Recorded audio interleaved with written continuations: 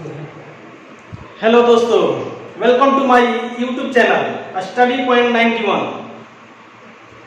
आज का टॉपिक है बेसिक मैथ्स, यानी कि यह क्लास इसलिए रखा गया है कि मैथ में जितने भी कमज़ोर विद्यार्थी हैं, जिनको बेसिक नॉलेज नहीं है, जो जीरो से लेकर हीरो बनना चाहते हैं, उसके लिए यह क्लास को रखा गया है। तो हम लोग आज बेसिक बातें सीखेंगे कि मैथ्स की बेसिक बातें क्या क्या होती हैं। लगभग ये 5 से 6 क्लास चलेगा, जो कि जितना भी जीरो से उठता है मैथ्स, वो सारी बातें आपको एकदम बारीकी से बताई जाएंगी। कितना अच्छा लगेगा, देखिएगा, बहुत कुछ इसमें सीखने को मिलेगा हमको लगता है। तो देखेंगे, लोगों का बहुत डिमांड भी था कि सर जीरो से या शुरू से पढ़ाइए। तो हम सोचे कि एकदम अब मैथ का जहाँ क ख ग होता है, ABCD होता है, अब वहीं से शुरू कर देते हैं, ताकि आने वाले जितने भी विद्यार्थी हैं, कमजोर से लेकर अच्छे लेवल वाले भी इसको बढ़िया से समझ पाए। तो हम लोग आज शुरुआत करते हैं बेसिक मैथ की पहली क्लास।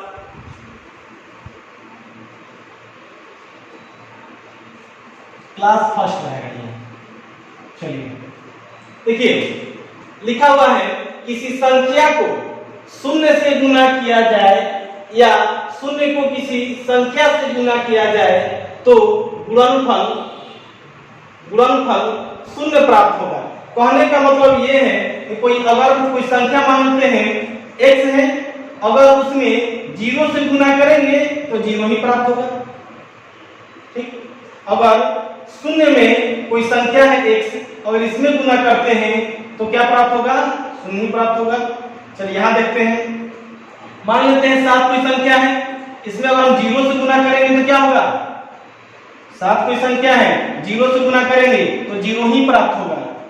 यहाँ देखिए, मानते जीरो है, अगर इसे 7 से गुना करते हैं, यहाँ पर भी जीरो ही प्राप्त होगा। चलिए देखते हैं। चलिए दूसरा बेसिक हम लोग सीखेंगे, किसी संख्या से भाषा समझते चलेंगे। किसी संख्या से शून्य में भाग दिया जाए तो भागफल शून्य प्राप्त होगा। यानी कहने का मतलब है कि शून्य में किसी संख्या से अगर हम भाग देते हैं तो क्या प्राप्त होगा? शून्य प्राप्त होगा। किसी संख्या से शून्य में भाग देते हैं तो क्या प्राप्त हो रहा है? शून्य ही प्राप्त हो रहा है। जैसे कि कोई संख्या है, अगर इसे हम 5 से भाग लगाते हैं तो शून्य ही प्राप्त होगा। अगर कोई यहाँ पर शून्य है, किसी संख्या से मान लेते हैं 277 से भाग लगाते हैं तो क्या होगा? शून्य ही प्राप्त होगा। कोई भी संख्या रहे, अगर उसमें हम शून्य में किसी भी संख्या से भाग लगाएंगे तो क्या होगा? शून्य ही प्राप्त होगा। जल्दी इसको, बहुत लंबा जाएगा। चलिए देखते हैं तीसरा, शून्य से किसी संख्या में भाग दिया जाए तो भागफल इन्फिनिटी प्राप्त होता है। यानी कि किसी संख्या में अगर शून्य से भाग दिया जाए तो क्या होगा? भागफल इन्फिनिटी होगा, अनंत आ जाएगा। यहाँ देखिए, जैसे कि कोई संख्या है, कोई संख्या मान लेते हैं, यहाँ पर शून्य से भाग लगाएंगे तो क्या होगा? इन्फिनिटी आ जाएगा। कोई संख्या यहाँ पर मान लेते हैं 8 है, इसमें अगर शून्य से भाग लगाते हैं तो इन्फिनिटी होगा। अगर कोई संख्या मान लेते हैं 250 है, इसमें अगर शून्य से 250 है, शून्य से भाग लगाएंगे तो इन्फिनिटी हो जाएगा। चलिए देखते हैं रूल चौथा, किसी संख्या का घात यानी पावर शून्य रहे तो उसका मान 1 होता है। मान लेते हैं कि x कोई संख्या है, अगर इसका पावर 0 रहता है, x कोई संख्या है, इसका पावर 0, इसका मान हो जाएगा 1। अगर कोई संख्या का पावर 0 रहे, उसका मान 1 होगा। अगर कोई संख्या किसी भी संख्या के पावर 0 रहे तो मान 1 होगा। ये सब बेसिक चीजें हैं, जानते रहेंगे। चलिए रूल देखते हैं 5वां। कहता है कि इस संख्या को खुद से यानी स्वयं से भाग करने पर भागफल 1 प्राप्त होता है। मतलब कहने का मतलब ये है कि कोई भी अगर संख्या है, मान लो कोई x संख्या है, अगर इसमें x से ही भाग लगाएंगे तो क्या होगा, 1 प्राप्त होगा। मान लेते हैं यहाँ पर 19 है, और 19 से ही भाग लगाएंगे तो क्या होगा, 1 प्राप्त होगा। अगर मान लेते हैं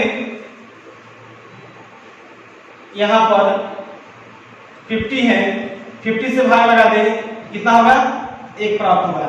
अगर यहाँ मान लेते हैं 0 है, अब बटा 0 से यदि भाग लगाते हैं तो क्या होगा, नॉट डिफाइंड। चलिए अब हम लोग सीखेंगे जोड़ और घटाव। जोड़ और घटाव जिसे कहता है धनात्मक संख्याएं धनात्मक संख्याएं हमेशा आपस में जुड़ती हैं और चिन्ह प्लस का होता है। जैसे कि मान लेते हैं यहाँ पर 3 + 4 है तो 7 होगा। अगर यहाँ पर 5 + 8 है तो 13 होगा। चलिए एक चीज और इसमें जानते हैं, किसी संख्या है, नोट में यहाँ पर देख लेते हैं, किसी संख्या के पहले कोई भी चिन्ह न हो तो पॉजिटिव माना जाएगा, यानी धनात्मक माना जाएगा। मतलब कहने का मतलब ये है कि इसके अगर इसके साथ इसके आगे कोई संख्या नहीं दिया है, मतलब कोई चिन्ह नहीं दिया है, ये नहीं दिया है प्लस है कि माइनस है, जोड़ है घटाव है, जब कुछ नहीं रहेगा इसको मान लेंगे प्लस ही है। ठीक है, चलिए देखते हैं दूसरा रूल। धनात्मक और ऋणात्मक संख्याएं आपस में घट जाती हैं, चिन्ह बड़ी का होता है, यानी कि जिस संख्या का या जिसका साइन बड़ा रहता है उसी का साइन होता है। यहाँ देखते हैं कहता है धनात्मक और ऋणात्मक संख्या है, जैसे कि मान लेते हैं +5 दिया है और -4 दिया हुआ है, यहाँ से घटाएंगे तो क्या होगा, प्लस का साइन क्या है, बड़ा है, तो यहाँ पर बड़का का हो जाएगा, यानी कि 1 हो जाएगा। अगर यहाँ पर देखते हैं कि -7 + 3 दिया हुआ है तो पहले क्या होगा, धनात्मक और ऋणात्मक संख्या आपस में क्या होती है घटती है। तो पहले तो घटेगा, 7 में से 3 घटेगा तो कितना होगा, 4 होगा। और साइन किसका बड़ा है, साइन किसका बड़ा है, नेगेटिव का, तो नेगेटिव साइन हो जाएगा। एक और देख लेते हैं एग्जांपल में। अगर यहाँ पर दिया हुआ है 17 माइनस दे दिया 13, तो 17 में से 13 जाएगा, कितना हो जाएगा, 4। साइन किसका है, बड़ा, 17 का बड़ा है, इतना। यहाँ देख लीजिए 20 - 25, तो 20 में से 25 जाएगा तो 5 तो हो जाएगा, लेकिन साइन देख रहे हैं यहाँ पर माइनस का है, बड़ा, तो माइनस। यहाँ देखिए नेक्स्ट तीसरा का देखते हैं, ऋणात्मक संख्याएं आपस में जुड़ जाती हैं। ऋणात्मक संख्या आपस में जुड़ जाती हैं और चिन्ह ऋणात्मक रहता है। चिन्ह किसका होता है, यानी कि माइनस का होता है। तो देखिए ऋणात्मक संख्या आपस में जुड़ जाती है, मतलब कि 1 -1 -2 जोड़ कर कितना हो जाएगा, पहले तो दोनों जुड़ जाएगा लेकिन साइन रहेगा माइनस का ही। जैसे कि यहाँ पर दिया हुआ है -6 -7 जोड़ देंगे तो कितना होगा, 13, लेकिन साइन हो जाएगा माइनस का ही। यहाँ देखिए यहाँ पर -15 -5 जुड़कर -20। चलिए गुणा के कुछ रूल सीखेंगे, बहुत ही इंपॉर्टेंट है। इस पर आधारित अक्सर एग्जामों में या फिर कोई मैथ बनाएंगे तो इससे भेंट होना ही होना है। तो देखते हैं कहता है प्लस गुने प्लस, जब दो पॉजिटिव संख्याएं आपस में गुना हो तो उसका साइन हमेशा प्लस ही होगा। यहां देखिए, अगर प्लस गुने माइनस, अगर ऋणात्मक और धनात्मक संख्याएं आपस में गुना हो जाए तो क्या होगा? माइनस होगा। माइनस प्लस गुना होगा तो माइनस होगा, माइनस माइनस को आपस में गुना करेंगे तो प्लस होगा। चलिए इस पर एक हम लोग एग्जांपल देख लेते हैं। जैसे कि मान लेते हैं 2 गुने 3 दे दिया, कितना हो जाएगा? 6। यहां देख लेते हैं 5 गुने -2, कितना हो जाएगा? 5 दूनी 10 होगा, लेकिन साइन माइनस होगा। यहां देखिए -7 गुने +2, 7 दूनी 14, लेकिन साइन माइनस का। यहां देखते हैं -9 गुने -3, तो माइनस माइनस प्लस हो जाएगा, 3 9 27 हो जाएगा।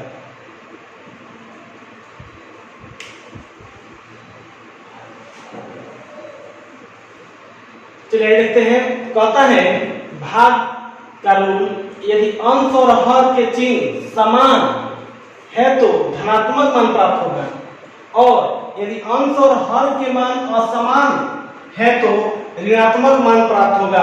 जैसे कि कहता है कि प्लस बटा में प्लस रहे तो क्या होगा? प्लस होगा। कह रहा है कि प्लस बटा में माइनस रहे तो क्या होगा? माइनस आएगा। यदि माइनस बटा में प्लस रहे तो माइनस होगा। जैसे कि एक एग्जांपल लेते हैं, 6 बटा में 2 तो कितना होगा? प्लस। अगर यहीं पर 10 बटा में -2 रहे तो कट कर कितना होगा? -5 होगा। यहां देखिए, अगर -12 है बटा में 3 करते हैं तो कितना हो जाएगा? -4 होगा। तो आज के लिए बेसिक क्लास इतना ही रखते हैं, आगे और भी बेसिक है उसको बताएंगे। वीडियो को लाइक करें, सब्सक्राइब करें, जितना हो सके इसको शेयर करें। जय हिंद, जय भारत।